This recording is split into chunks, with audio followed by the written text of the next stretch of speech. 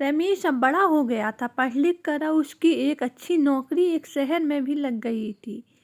कुछ दिनों के बाद उसके माँ बाप के साथ उसकी शादी एक सुंदर और सुशील लड़की से करा दिया, जो कि वह भी नौकरी करती थी। अब रमेश और उसकी पत्नी दोनों जॉब करते हुए एक साथ ही शहर में बस गए थे। कुछ दिनों के पश्चात रमेश के पिता भी इस दुनिया को छोड़कर चले गए, जिसके बाद उसकी माँ एकदम अकेली हो गई। जिसके बाद कुछ दिनों के बाद रमेश अपनी माँ को शहर ले आया।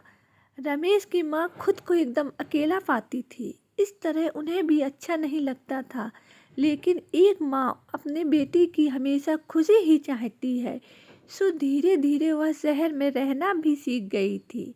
लेकिन रमेश और उसकी पत्नी हमेशा अपनी माँ को समझाते रहते थे कि ऐसा मत करो, ये मत करो। मतलब कि वे अपने आगे माँ को गांव की एक तरह की गवार ही समझते थे। लेकिन माँ की दिल तो हमेशा से अपने बच्चों के लिए बड़ा ही सोचता है, सो वे सभी चुपचाप सुन लेती थी।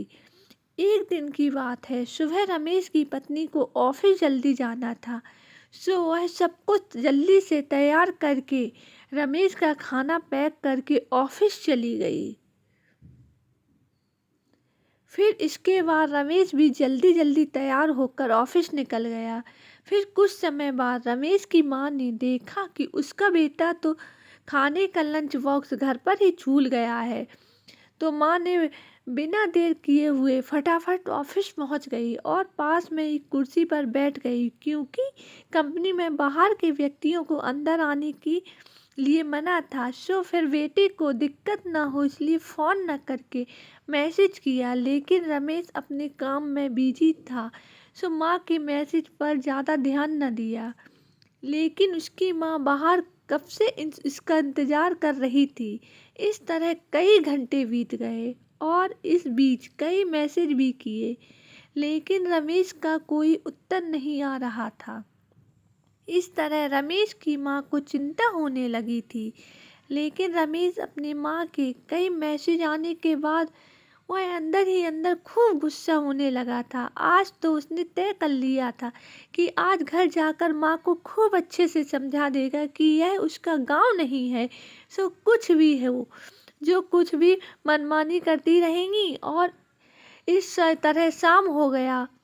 अब रमेश घर जाने के लिए कंपनी से बाहर निकला तो देखा कि उसकी माँ तो यही खड़ी है, जिसे देखकर उसका गुस्सा अब 7वें आसमान पर था और बिना कुछ पूछे ही अपनी माँ को डांट फटकारने लगा कि पहले तो घर पे खाली बैठे बैठे मैसेज से परेशान करती रहती है और अब तो उसके कंपनी में भी आ गई है। आखिर उनका यह गांव नहीं है जो मनमानी करती रहेंगी।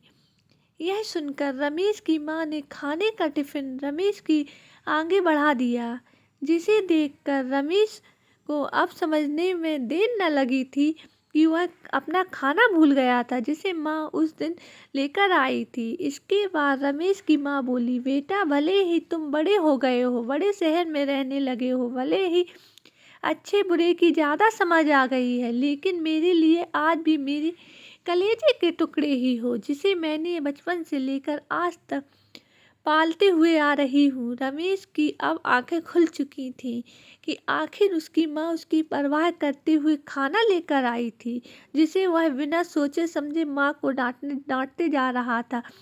अब उसने ज़रा देर लगाए हुए माँ ने उसकी तरफ देखा और उसे फिर से गले लगा लिया। और इस तरह रमेश अब आगे खुद को माँ के लिए बदल लिया था। अब वह पहले से ज़्यादा अच्छे से देखभाल करने लगा था, जिसके बाद माँ को अब शहर भी अच्छा लगने लगा था, क्योंकि अब उस